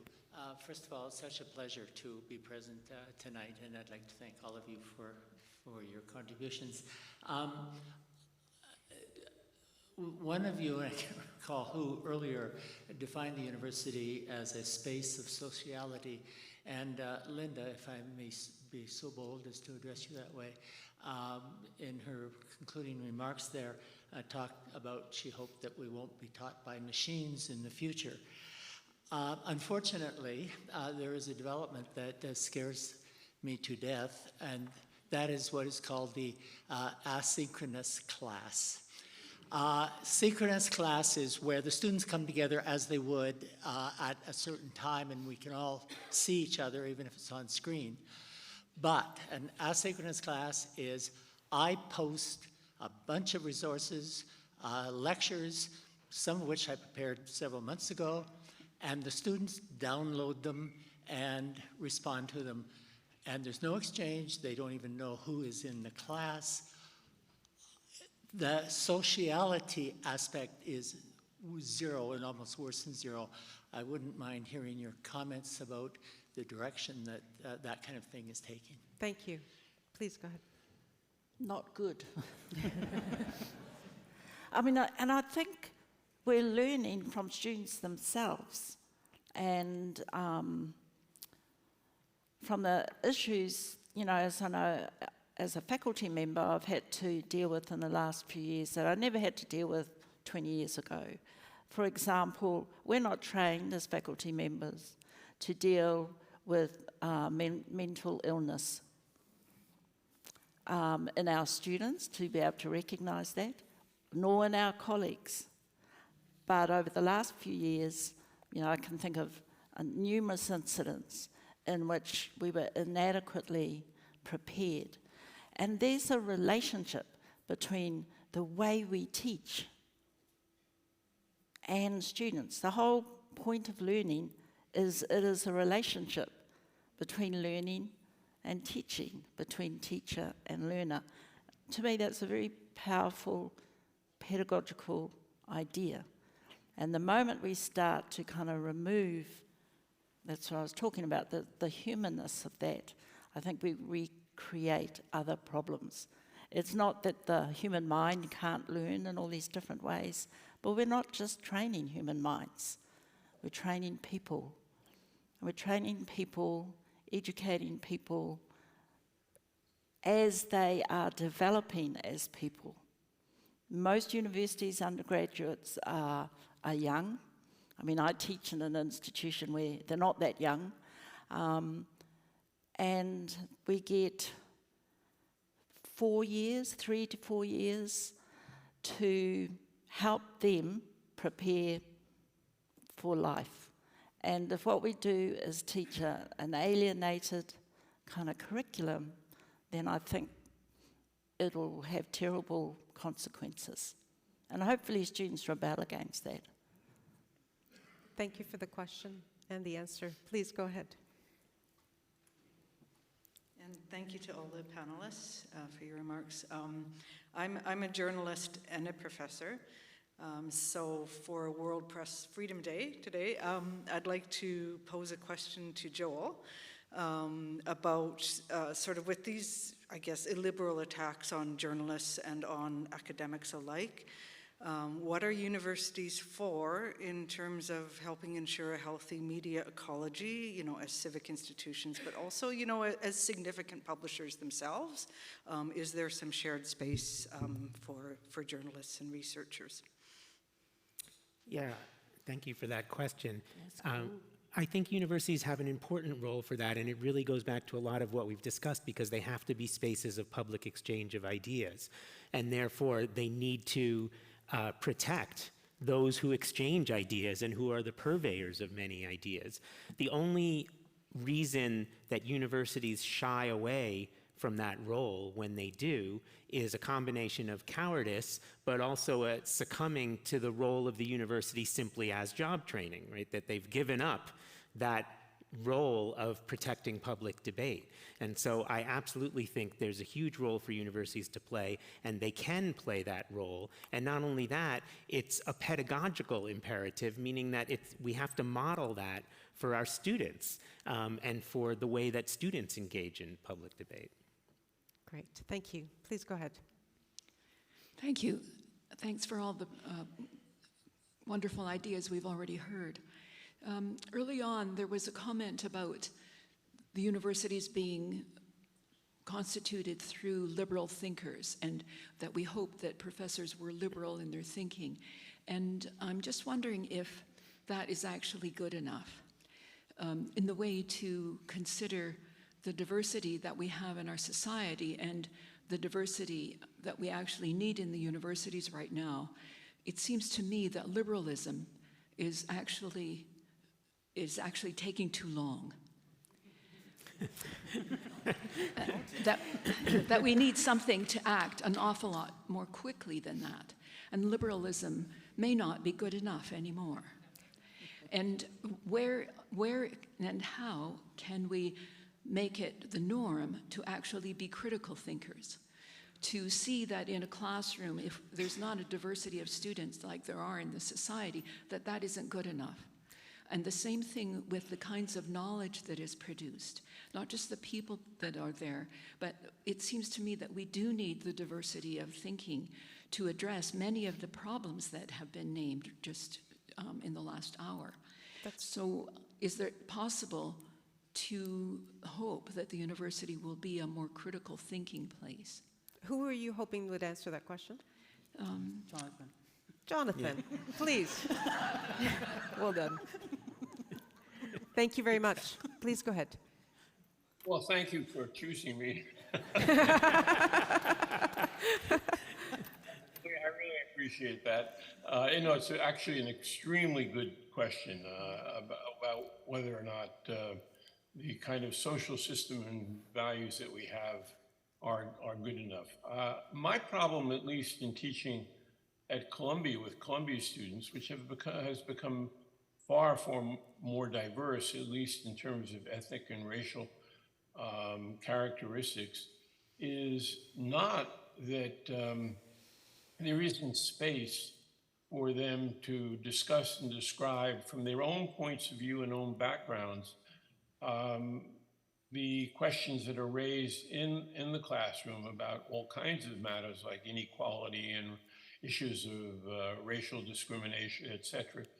But the fear that seems to exist among students in expressing those views. And that's what concerns me, actually. What is there going on at the Columbia campus level or at the societal level which makes a student think twice or pull their punches before they're willing to express what may be to them an unpopular view in the class?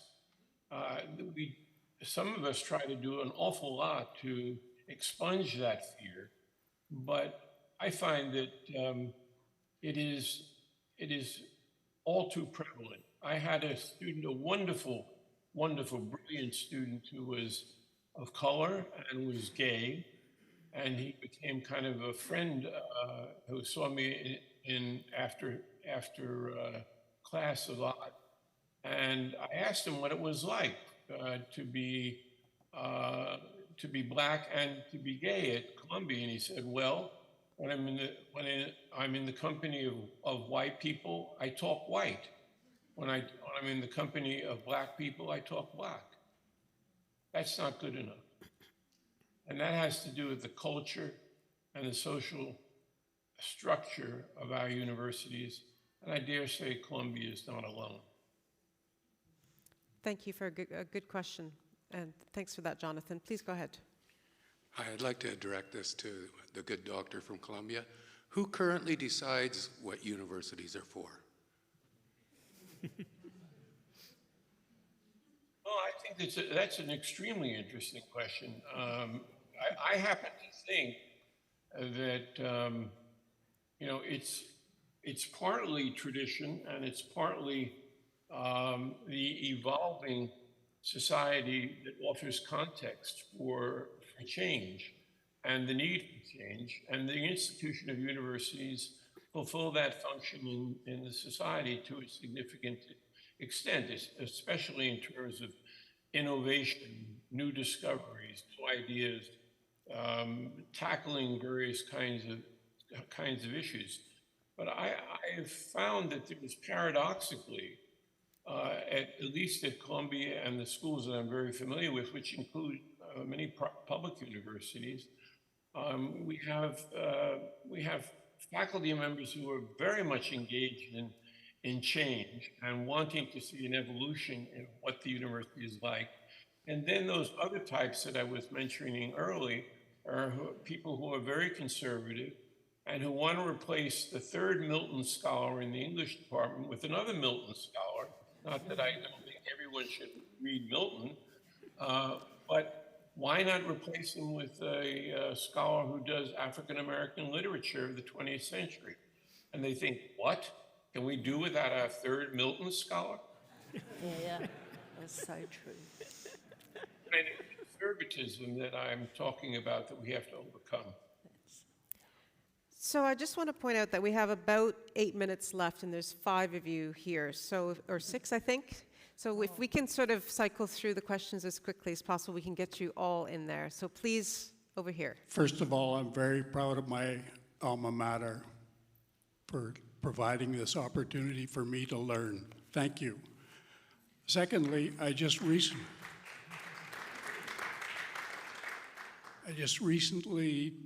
read some university research that talked about negativity and the harm it does, and positivity and how it heals and grows.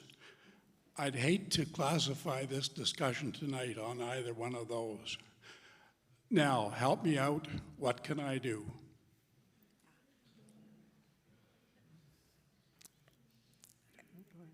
Anybody want to tackle that? That's an impossible question because you don't have a clue who I am and what I do. But where do I go to get answers to that question? Can you rephrase your question?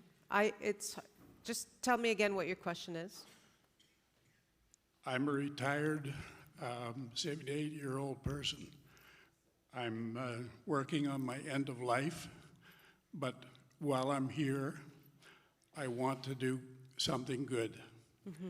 And my alma mater is a good choice. Okay.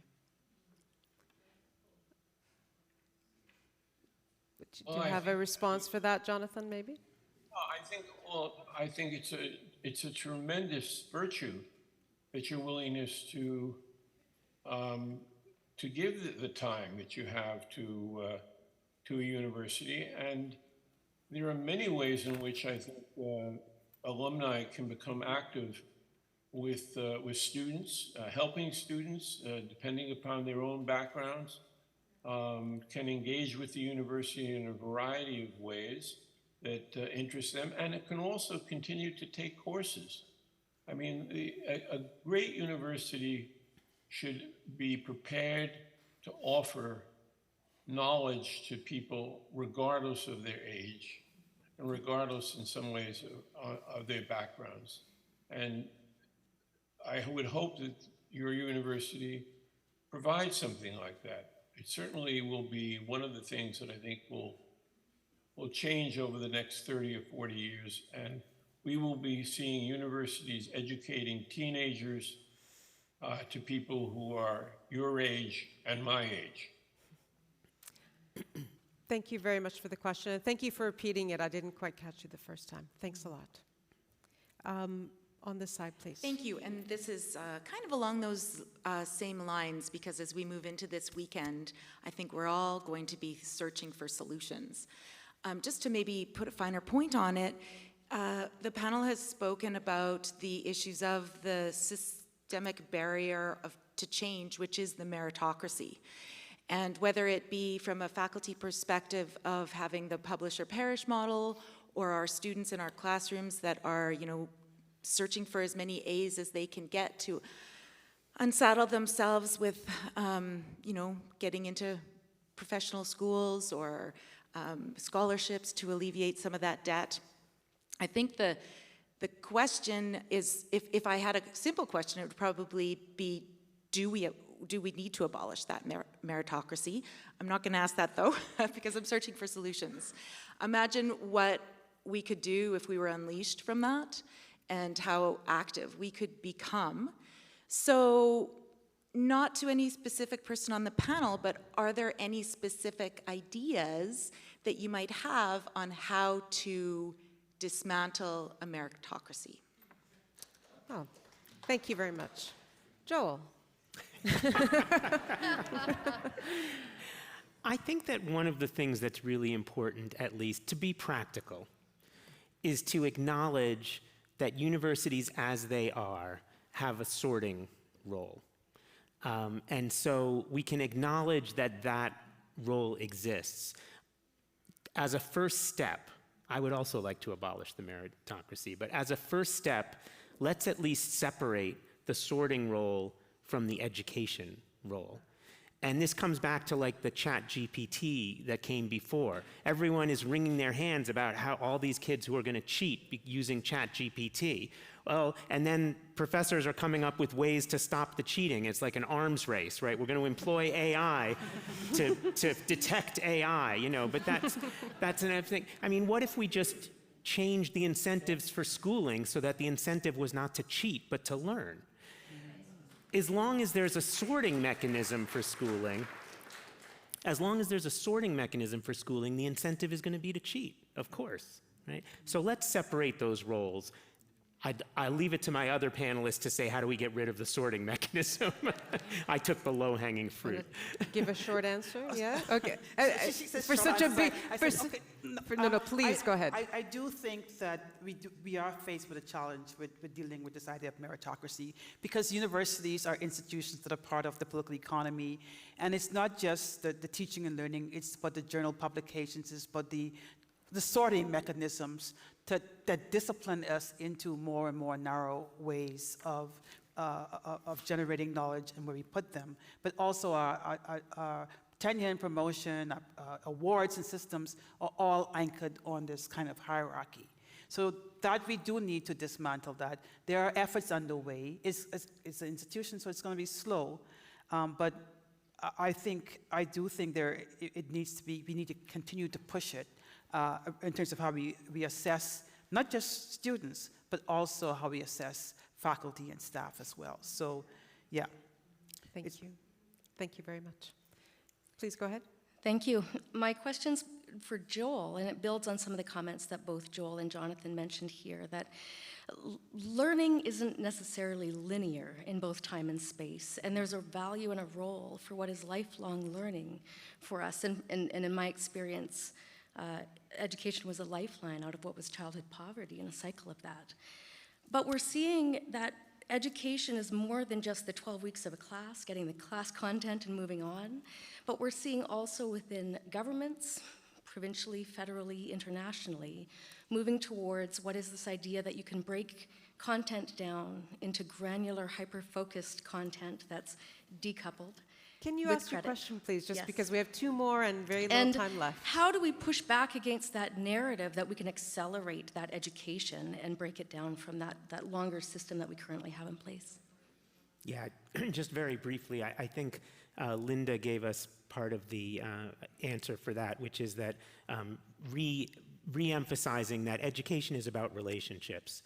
And relationships are, of course, circular. We come back to them, we loop them, we gain new information and move forward. And I think education has to be done similarly. Sure, we have courses, and the worst case scenario is what we used to call correspondence courses, now we call asynchronous learning.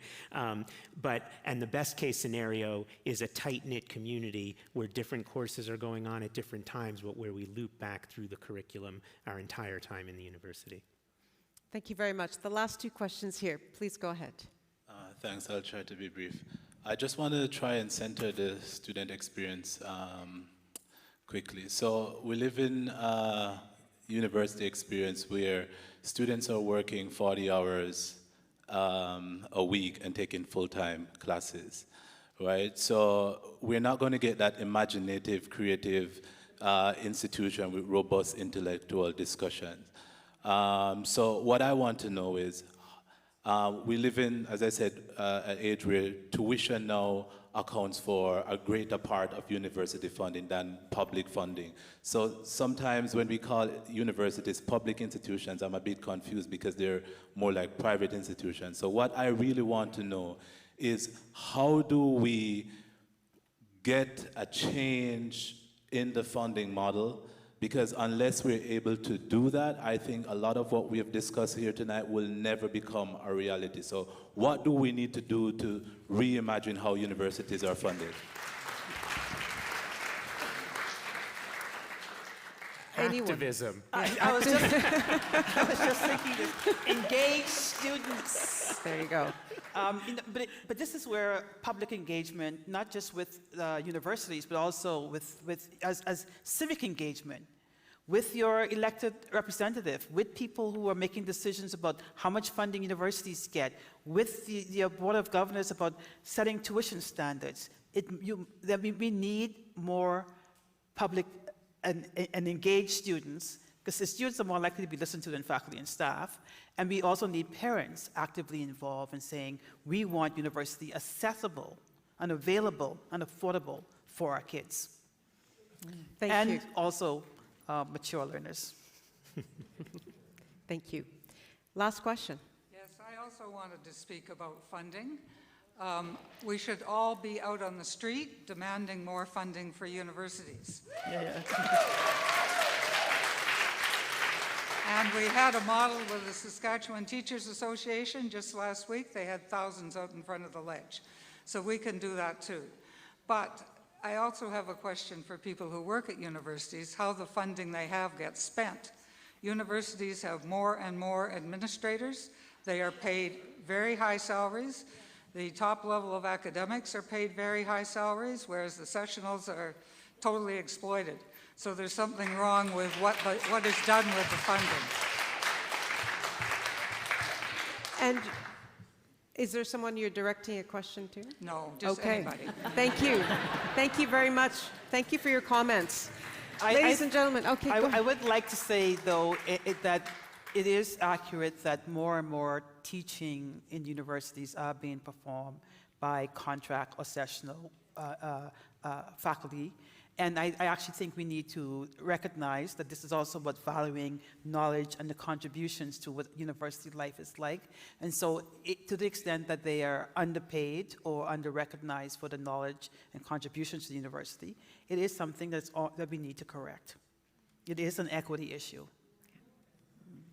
And with that, we'll say thank you for the wonderful questions. Thank you for the amazing answers. And thank you for what you do on a daily basis, every single one of you. Thank you.